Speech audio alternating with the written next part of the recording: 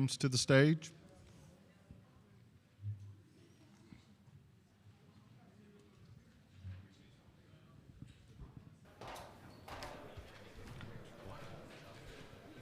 We'll start with questions from you, so please raise your hand. We'll get a mic to you, and please remember to identify yourself and your affiliation.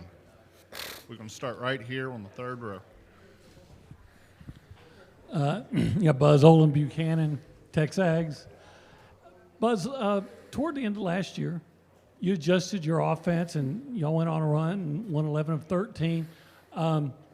So I wonder, coming into this season, do you stick with that same kind of offense, or do you go back to something else? It'll probably end up being a combo of both. A lot of good things happen towards this down the stretch that we like, and then we've tried to adapt relative to our new guys to add to what we were doing towards the end. So it'll probably end up being a combination. The void of Quentin Jackson, what he meant in that role in that offense that y'all are running toward the end of last year. Well, we'll miss who he is. We'll miss his person. We'll miss his competitive character. We'll for sure miss his speed and his skill. I thought over the last month of the season he was one of the better perimeter players in the country, and he was a big part of what we were doing. I don't know that there is a person on our current roster that will step in and do immediately what he did at the end of his career, but I think there are guys that will be able to kind of do bits and pieces. But we don't have, at this time, that explosive, everything's broke down, you have the ball, make a play. And I don't think that we necessarily have anybody that's as fast with the ball as he is. But we do have some guys that can do a lot of good things, so I don't think it'll be one person that replaces him, so to say. But I think we'll probably do it in different ways. Very back, Bob. Hey, Buzz. Bob with Arkansas Democrat. Is that how you doing? Good. You doing okay? I'm okay. Hey, you added K.K. Robinson from Arkansas in the portal, and you brought Ethan Henderson back. So I assume he was like how he played for you. Just wondering, I guess, what about K.K. attracted you? How's he fitting in, and what are you expecting from him, and then what are you expecting from Ethan for this season? We had recruited K when we first got to Texas A&M. He has some family that lives in Texas, and that's kind of how we got involved. He's fit in great. He's an exceptionally hard worker. He spends an inordinate amount of time in the gym working on his game individually at a rate that I haven't seen in a long time. He gives us another ball guard. I like left-handed guys. He's done a good job of learning how we play on both ends of the floor. Obviously, every day is brand new to him. He feels like he's trying to catch up on what he doesn't know, but he's been remarkable. Great character. Thankful that he's here. Ethan is using his COVID year to come back. He's real close to finishing his diploma. An elite defender. Before the ball is shot, we need him to do better when the ball's in the air. But before it's shot, he's spectacular. He can guard anybody on the floor or in the paint. Obviously, those two guys have known each other a lot longer than I've known them. So hopefully maybe there's some symmetry between the two if and when they're on the floor together.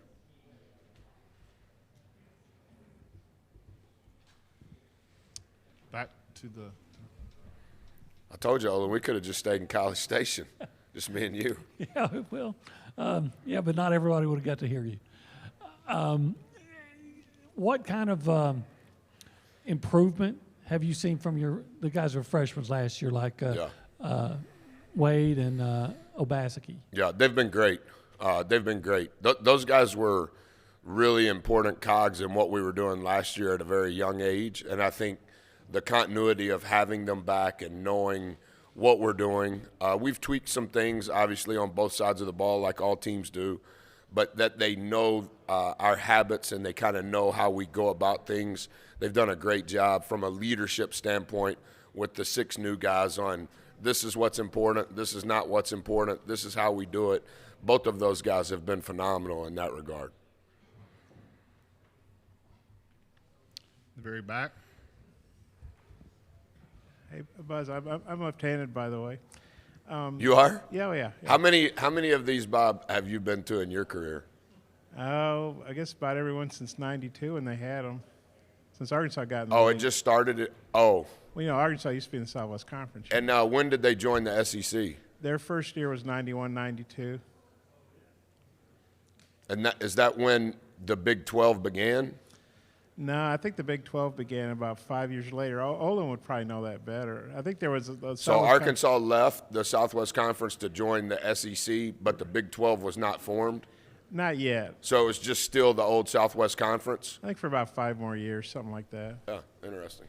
Sorry, I'm trying to remember my question now. Oh, yeah.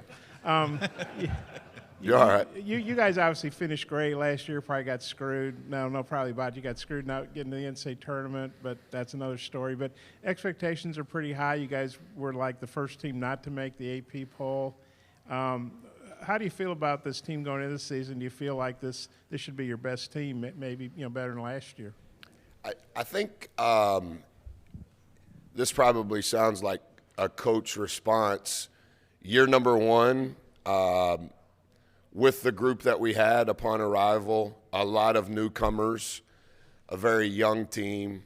We were terrible for a long time, and then towards the end began to figure it out. We won 5 out of our last 7 in conference play, and then 6 hours before the tournament started that we were to play in, obviously the world changed. Had an awful COVID season, a lot of which we couldn't control. Played less games than any Power 5 team in the country. Many dynamics were ongoing, personally, professionally, within each person in the program.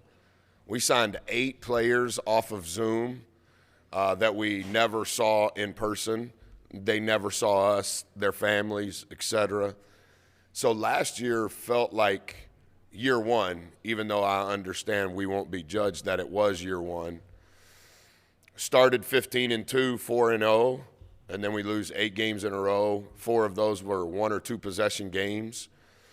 And then I think it was 12 out of 14. Olin said 11 out of 13. That might be the number. Obviously, to be able to finish the way that we did, had a lot of momentum. So in some regards, even though it's year 4, it kind of feels like it's year 2 coming out of COVID. And so I like that we have some returning players. I think our staff did an excellent job in identifying the character fit to our program and who we signed, KK being one of those guys, but also what we needed from a talent standpoint on where we were deficient. So it just feels like for the first time I think this is only the second time I've ever even been to this. So it's been such a disjointed tenure in many regards, but this feels like the first time like there's some level of normalcy to what we're doing. Right here, second row.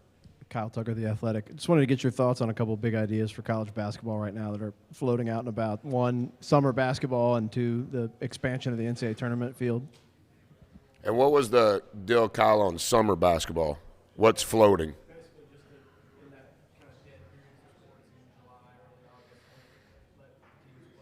Yeah. Yes, sir. They mentioned that on one of the Zooms I was on. I don't think anybody has an answer on any of it.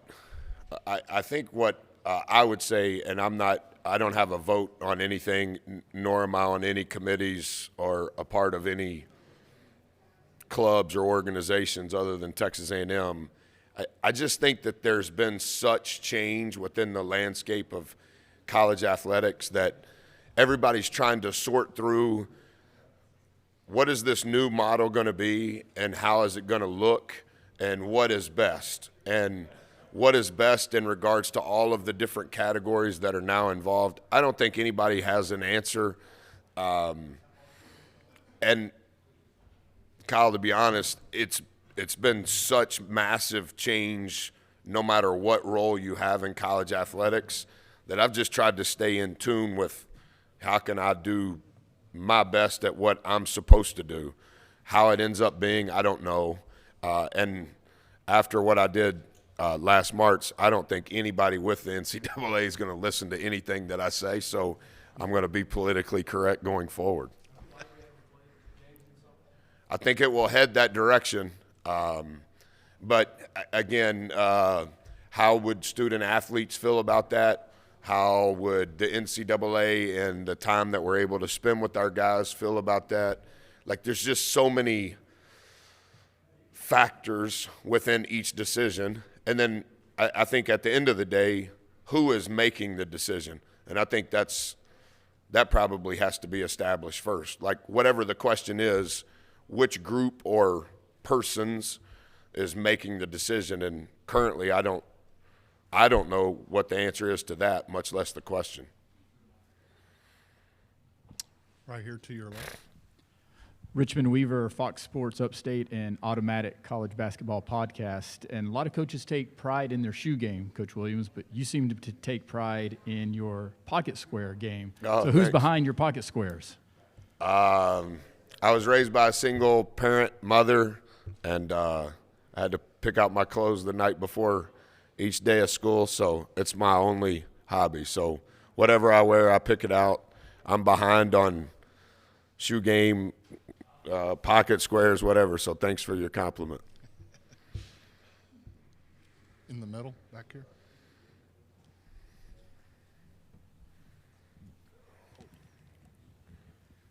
Coach, just wanted to get your thoughts on Dennis Gates. Obviously, you went up against Florida State when he was He's on a staff star. there. So He's an absolute star. Known him for a long time, knew him since he was a player. I think he and his brother are elite human beings. I think he works at his craft incredibly hard. I think he's been preparing for this moment for a long, long time. Obviously, I know Desiree very well and have known Gates for a long time. And I have sung his praises from early in his tenure at Florida State. What he did at Cleveland State was not a surprise to me. The ability that he has to lead as a person speaks for itself. And I think what he's been able to do in a brief head coaching career, it says that he can lead an organization. I think he'll do great at Missouri. I think he's deserving of the opportunity. He's earned it, and I think he works at it very hard. And I think he's an absolute star. Always have.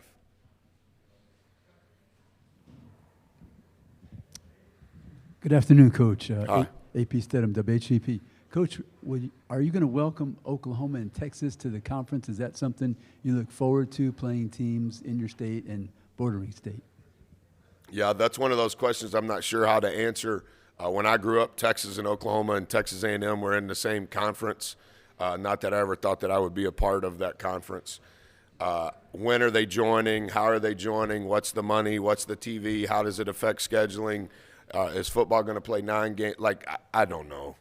And then, in truth, as volatile as this has become, I hope I'm here whenever that happens, and you can ask that question, and then I'll answer at that moment in time.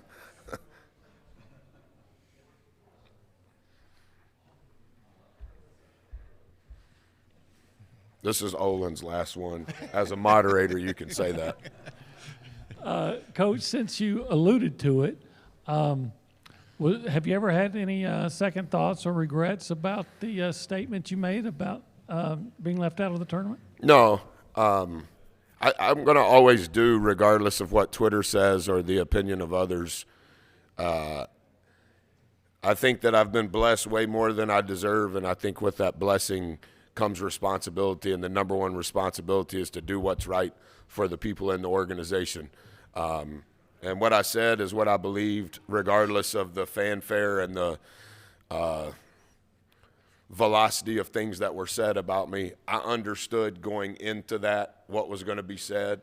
But if you can't stand up for your people when you believe you should stand up for them, then I don't believe you're worthy of being a leader, not a coach, just being a leader. And so I was convicted by what I said. I tried, if you know, I didn't use anybody's name.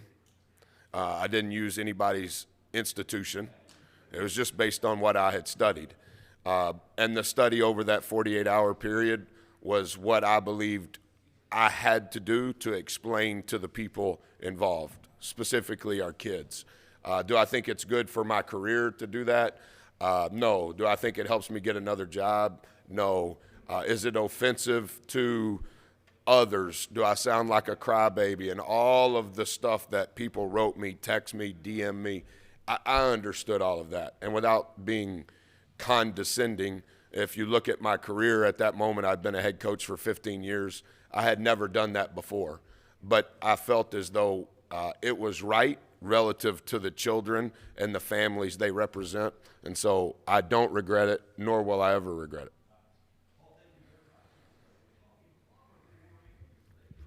Any more questions? Up front? New bias, WillbornAL.com. What have you noticed to be the benefits versus the weaknesses of the portal and combined with NIL?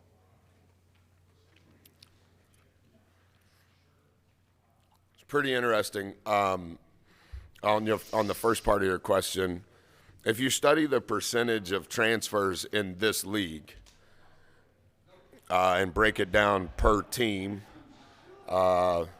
it's pretty interesting.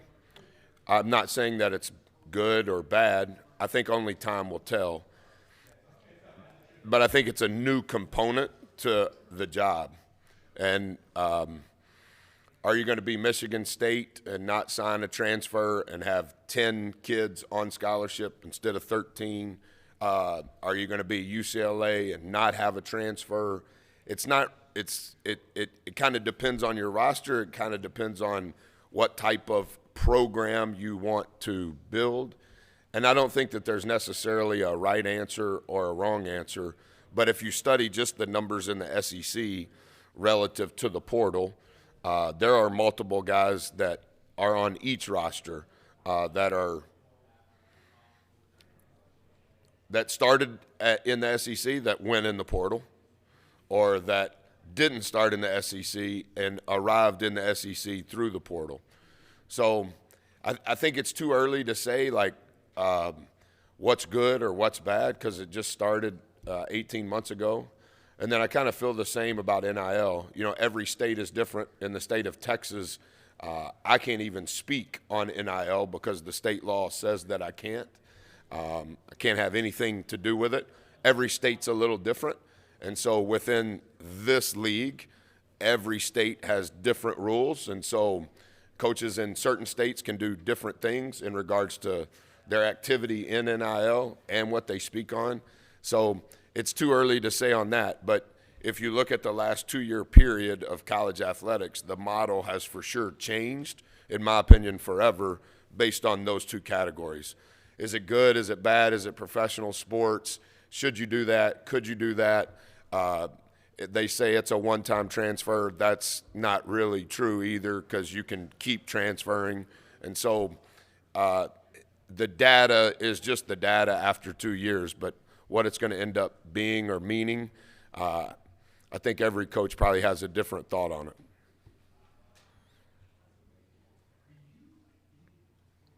We have time for one more question, except from you. Okay. Thank you, Coach. Thank you, guys.